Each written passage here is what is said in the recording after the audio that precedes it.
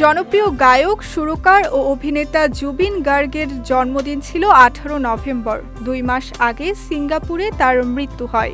মৃত্যুর পর এ গায়কের প্রথম জন্মদিনে তার বাড়িতে হাজির হয়েছিলেন হাজারো ভক্ত। ভোর থেকেই তার কাহিলিপাড়ার বাসস্থানে ভক্তরা ভিড় করতে শুরু করেন। সে সময় তাদের কণ্ঠে ছিল তার জনপ্রিয় সব গান।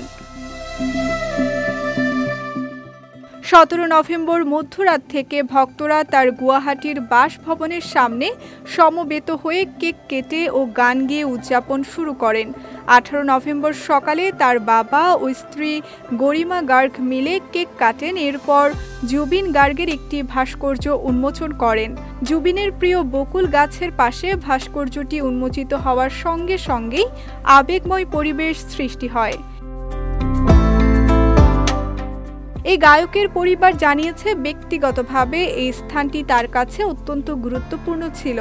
তার শেষকৃত্যের স্থানেও ভক্তরা ভিড় করে প্রদীপ জ্বালিয়ে, ফুল দিয়ে ও গান গেয়ে শ্রদ্ধা জানান।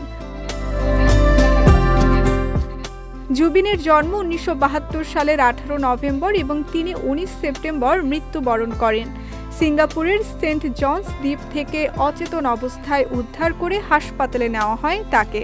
সেদিনই সিঙ্গাপুর জেনারেল হাসপাতালে চিকিৎসাধীন অবস্থায় শেষ নিঃশ্বাস ত্যাগ করেন জুবিন।